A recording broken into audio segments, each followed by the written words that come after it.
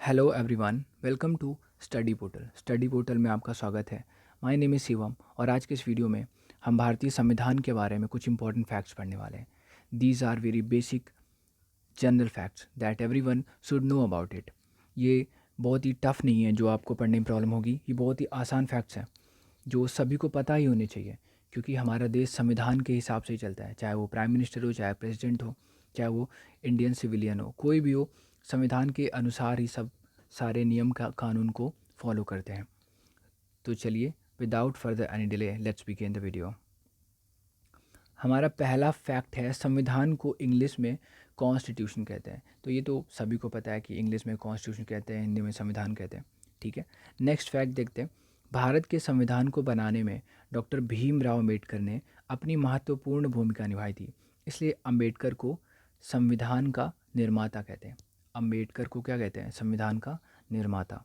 Fact 3 है, संविधान बनाने वाली कमेटी के अध्यक्ष डॉक्टर राजेंद्र प्रसाद को बनाया गया था। एक कमेटी बिठाई गई और उस कमेटी से बोला गया कि आप लोगों को संविधान बनाना है, जो भी सोर्सेज चाहिए आप ले सकते हैं।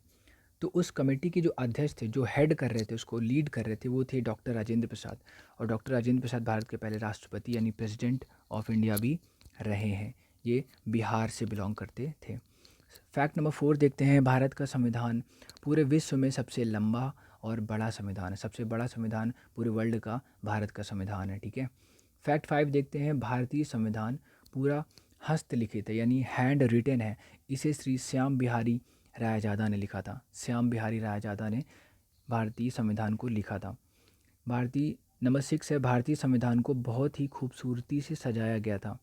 इन पन्नों को सजाने का काम शांति निकेतन के कलाकारों ने किया था। ठीक है, इन पन्नों को सजाने का काम शांति निकेतन के कलाकारों ने किया था। फैक्ट 7 देखते हैं। संविधान की ओरिजिनल प्रतियां यानी कि ओरिजिनल कॉपीज़ आज भी भारत के संसद में हैं, जहां इसे हीलियम के अंदर डालकर लाइब्रेरी में रखा हुआ है। हीलियम के अंदर इसलिए डाल के रखा है ताकि इसमें कोई खराबी ना आए, पन्नों में दीमक वगैरह ना लग जाए। फैक्ट नंबर 8 देखते हैं। भारतीय संविधान को बनने में 2 साल 11 महीने और 18 दिन का समय लगा। 2 साल 11 महीने और 18 दिन, ऑलमोस्ट 3 साल लग गए। फैक्ट नंबर 9 क्या है? हमारा संविधान 26 नवंबर 1949 को बनकर तैयार हो गया, लेकिन इसे सरकार ने 26 जनवरी 1950 को लागू करवाया। यानी कि इनके बीच में 2 महीने का गैप है, यानी कि 26 नवंबर से 26 दिसंबर और 26 दिसंबर से 26 जनवरी, 2 महीने का गैप है। 26 नवंबर 1949 को इसको अपना लिया गया था, ये बन के तैयार हो गया था। ये बन के तैयार हो गया था, बट इसको लागू किया गया था 26 जनवरी 1950 को। ठीक है, इसलिए 26 नवंबर को हम मनाते हैं संविधान दिवस। ठीक है, और 26 जनवरी को मनाते हैं रिपब्लिक डे यानी गणतंत्र दिवस। फैक्ट नंबर 10 देखते हैं। हमारे देश को विश्व का सबसे बेहतरीन संविधान माना जाता है, यानी सबसे बेस्ट कॉन्स्टिट्यूशन है हमारा भारत का संविधान। फैक्ट 11 है, भारत के मूल संविधान में, यानी जब ये बनाया गया था, 395 आर्टिकल थे, यानी 395 अनुच्छेद थे, 22 पार्ट थे, 22 भाग थे और 8 शेड्यूल थे, यानी 8 अनुसूचियाँ थी। लेकिन अभी क्या बहुत सारे अमेंडमेंट किए गए, यानी उसमें संशोधन किए गए, चेंजमेंट किया गया लॉज में। तो अभी क्या हो गया, आर्टिकल 465 हो गए, अब आर्टिकल 465 हो गए हैं। और अनुसूचियाँ पहले 8 थी, अब 12 हो गई हैं। और भाग जो पहले 22 थे, अब 25 भाग हो चुके हैं।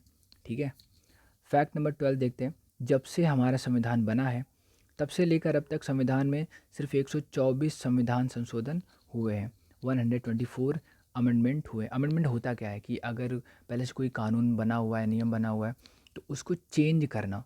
ठीक है, उसको चेंज करने को कहते हैं संशोधन, जो हमारे संविधान की मजबूती को दर्शाता है।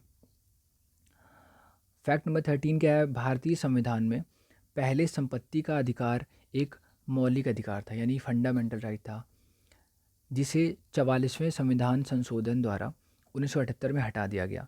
यानी कि पहले जो राइट टू प्रॉपर्टी था, ये फंडामेंटल राइट था, अब ये फंडामेंटल राइट नहीं रहा। इसको 1978 में हटा दिया गया था 44वें संविधान संशोधन के द्वारा। अब ये लीगल राइट हो चुका है। ओके, ये लीगल राइट है।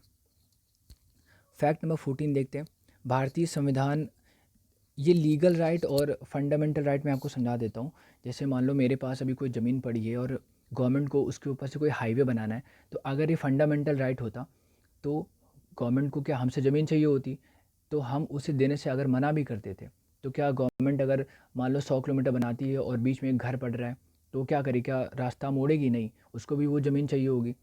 तो हम इसके लिए क्या सुप्रीम कोर्ट जा सकते थे फंडामेंटल राइट के लिए कि भैया मेरा ज़मीन ये लोग ज़बरदस्ती ले रहे हैं, तो सुप्रीम कोर्ट क्या मेरे पक्ष में फ़ैसला देती, क्योंकि मेरे पास फंडामेंटल राइट है और इसे हमें ये हमसे कोई छीन नहीं सकता है।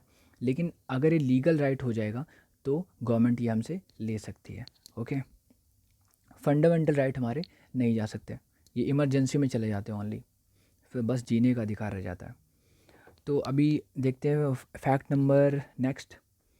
फैक्ट नंबर नेक्स्ट है हमारा, कौन सा है? हाँ, फैक्ट नंबर 14। 14वां फैक्ट है, भारतीय संविधान का पहला संशोधन 1951 में हुआ था। यानी कि 1950 में तो हमने लगा दिया था, ये अपना संविधान इम्पोज कर दिया था पूरे भारत पे, और 1 साल बाद ही हमने इसमें संशोधन कर दिया, चेंजमेंट कर दिया। फैक्ट नंबर 15 क्या है? संविधान के अनुसार हमारे देश का अपना कोई धर्म नहीं है। भारत एक धर्मनिरपेक्ष राष्ट्र है या देश है। भारत में कोई धर्म नहीं, ना हिंदू, ना इस्लाम, ना क्रिश्चियनिटी, ना जैनिज़्म, कुछ भी नहीं है। भारत एक धर्मनिरपेक्ष है, यानी कि यहाँ पे भारत किसी भी धर्म को नहीं मानता है। फैक्ट नंबर 16 है, भारतीय संविधान में कई चीज़ें दूसरे देशों से ली गई हैं, जिनमें मुख्यतः रूस यानी रसिया से, अमेरिका से, आयरलैंड से, कनाडा से, जापान, अफ्रीका और फ्रांस से बहुत सारी चीज़ें हम लोगों ने ली हैं और उसे अपने संविधान में लग फॉलो किया है। फैक्ट नंबर 17 क्या है? अबाइड विद मी गाने को गणतंत्र दिवस की परेड में बजाया जाता है। जब रिपब्लिक डे परेड होती है 26 जनवरी को, तब ये सॉन्ग बजाया जाता है, abide with me. Fact number 18 है, संविधान हमारा देश संविधान बनने से पहले ब्रिटिश सरकार द्वारा बनाए गए एक्ट 1935 को मानता था। ठीक है, यानी हमारा जब संविधान बना नहीं था उससे पहले ब्रिटिश ने एक एक्ट बनाया था 1935, हम उसे फॉलो करते थे। फैक्ट नंबर 19 है, संविधान के अनुसार भारत रत्न, जो भारत का सर्वोच्च सम्मान या पुरस्कार है, भारत रत्न, पद्म भूषण और कीर्ति चक्र पुरस्कार गणतंत्र दिवस के दिन ही दिए जाते हैं।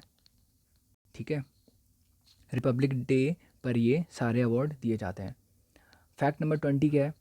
भारत के अनुसार स्वतंत्रता दिवस पर यानी इंडिपेंडेंस डे पर देश के लिए संबोधन प्रधानमंत्री द्वारा किया जाता है।